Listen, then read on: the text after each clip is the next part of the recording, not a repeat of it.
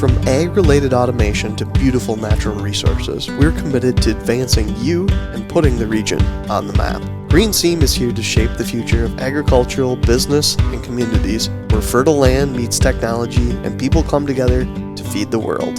We are GreenSeam. All right, well, welcome back to the GreenSeam Show, and today we're going to spend a little bit of time doing a deep dive on an apple farm that's outside of Mankato in the thriving metropolis of Lake Crystal? Lake Crystal, yeah, Welsh Heritage Farms. And we are joined today by Miss Ann. And Ann, I'm going to let you tell us a little bit about who you are and what makes you tick.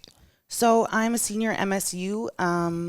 I intern at Welsh Heritage Farms, which is about a 3,000 tree operation. It's about There's 3,000 trees out there. Yeah, about 6.5 acres. It's been up about 40 years. Okay. Yeah, with Pam and Larry. They were the original owners. He was a botanist who decided to start this tree farm. And so I got really excited about plants. Well, I've always been really good at biology, and so that came naturally. And then all of a sudden I got excited about plants, living like a more holistic lifestyle.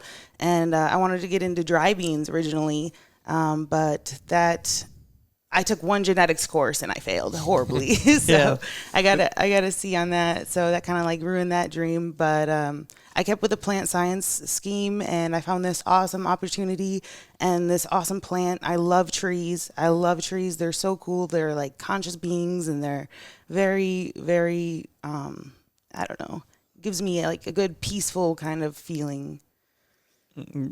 A peaceful vibe when you get to work out in nature, and what better to do that with than one of the best trees in the world, which is an apple tree. Exactly. Right? And I love helping people, and like this is a great way to work with nature and help people at the same time. Sure. So let's get nitty gritty for a second. What exactly are you doing when you're out on the farm out there? Some of it's retail right now, just because Tim, the son of the owner, he has a full-time job, so he has his normal work hours, and then on the side he has to manage these trees.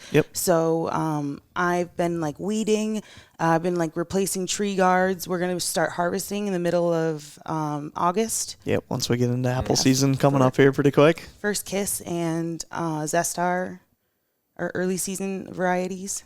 So how many varieties do they have? 18. They have 18 different varieties across these. How many plants again? How many trees? 6,000? 3,000. 3,000. 6.5 acres. 6.5 acres. I mean, have you ever been out there?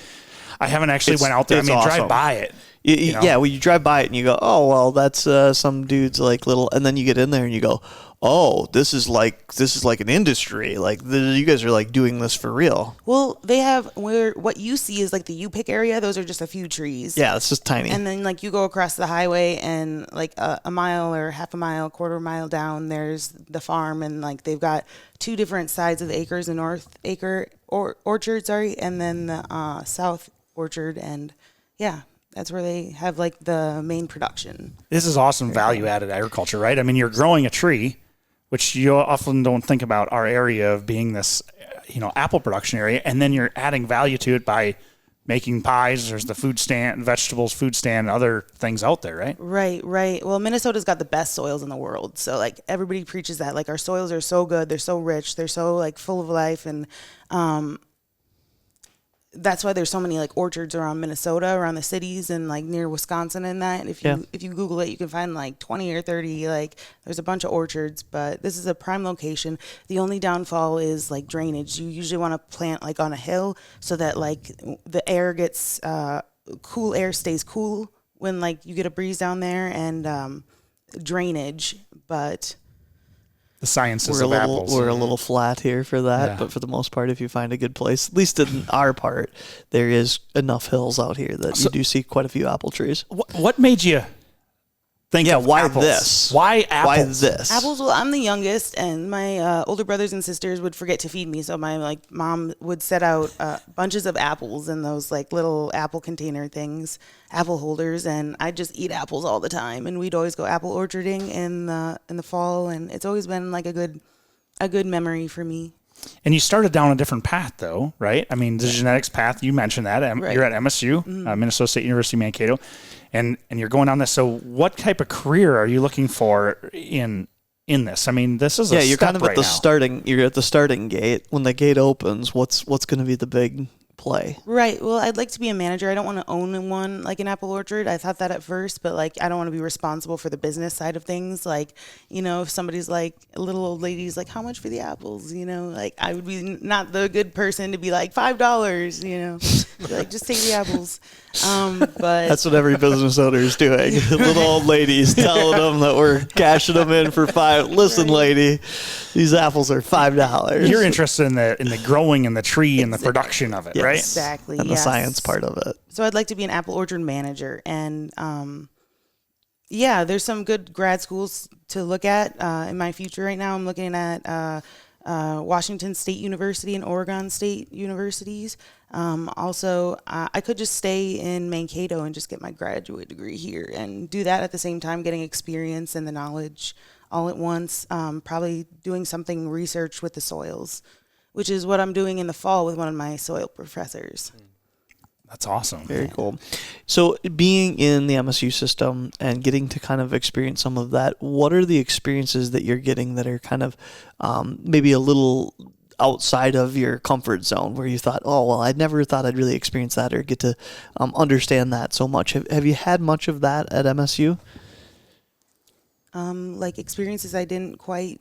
Yeah, where you thought, well, oh, I've never really thought about it that way, or oh, I've never got to tour that type of facility, or oh, I've never really done a deep dive on that type of technology.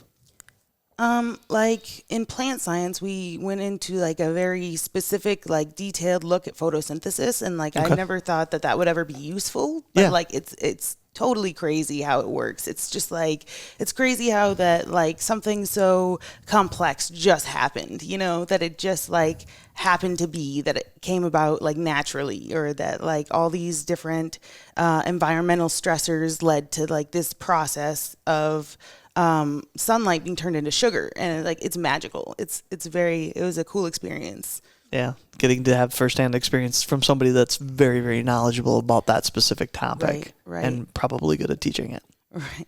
So is this have you had other internships or other summer jobs that have helped guide you in the direction that you're thinking about taking your career? I have not. This would be my first like working with plants. Like I worked in the greenhouse, and I thought like maybe I wanted to work with plants like on a finer scale like that. But it's so detailed, and like house plants get so flimsy. It's like their pH gets off, they die. You know.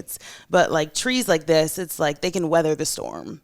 And they're around for a long time, right? How long is an apple tree? About 20 years. About 20 years it'll produce fruit. That's so cool. That is cool.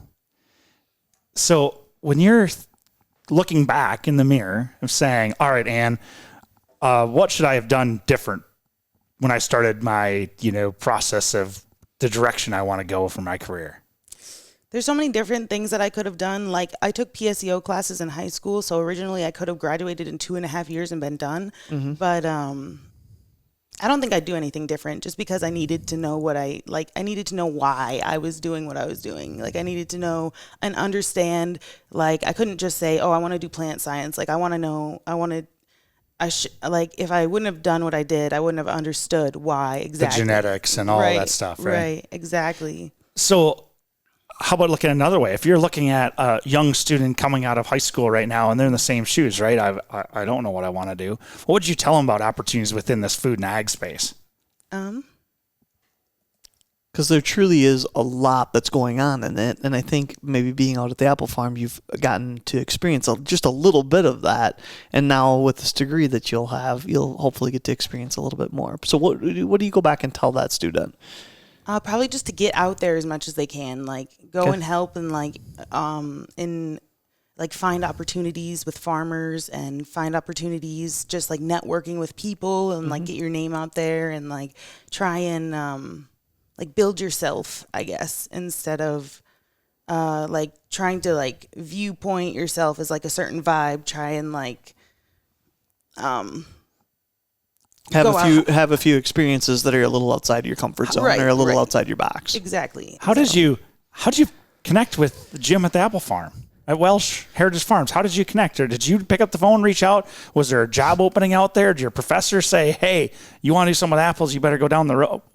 What's that look like? Tim, yeah, no, I got excited one day about apple farming, and then I saw how many apple orchards were in our area, and then I just called a few. I think the one in Elysian was like, no, thank you. And then I called Libby, and Libby was so excited. She was so excited. She was like, yes, yes, yes. Like, please come down here and help. Like, we need help in the orchard. Like, we don't have somebody to manage the trees too much because Tim has a full-time job. And so, yeah, they've just been so nice and kind and, like, enthusiastic about my experience. So it's really, you just had to pick up the phone and say, it's not landing on my lap. So it's up to me now to go out and figure find it out. And what I love about this story is it's something that is so specific to you and your personality and the fact that you have this passion for doing this apple thing when most people have never even thought about that and never gotten it to the point where you're like, I'm actually going to do something about this. I'm going to go out and I'm going to... It's awesome. It's totally a fun story. So it is. Anything else that we should share with the young people that are listening about you and your story? No, not that I can think of. It's peach season, so if you ever want peaches, pick up a crate, $65 a box. That's a lot of peaches. It's a lot of peaches. It's about 25 pounds of peaches, yeah. That is awesome. So peach season is here. Yeah. And is that... Go ahead. What else does Welsh do? I mean, they're going to take the apples and you can buy the whole apple, right? Like you said, you're sitting on your countertop. That was what you got to eat because your brother and sister didn't want to feed you. Right. What else do they do with the apples out there? Well, they used to have a cider business, but they closed that down, but it's not permanent. It's just temporary. That Sure. They don't have the Well, cider COVID business messed up a lot of things. Yes. right now. Including the cider business. So they're adding value through the apples through the apple pies, and they're selling whole apples and had in the past done cider. I think there's just so many things an apple can do that you don't think about. Mm-hmm. I mean, there's the one drinks that have became more and more prevalent in Minnesota is hard ciders. Hard ciders, and Minnesota was one of the leading areas that led some of that. So yeah, wait a few years, they'll get their cider business back up. That'll be awesome. Yes. It is interesting to think like, hey, it's a roadside thing. Okay, now there's this whole other industry that's happening with this apple part of it. Okay, let's go back and give something to our community. So we're going to start a ability to be able to give. All right, that's the way that I think about it, because it's not really necessarily a huge money maker in the sense that you're not doing farming on a large scale. You're doing something that's small, proprietary to the area, and a good ability to give, right?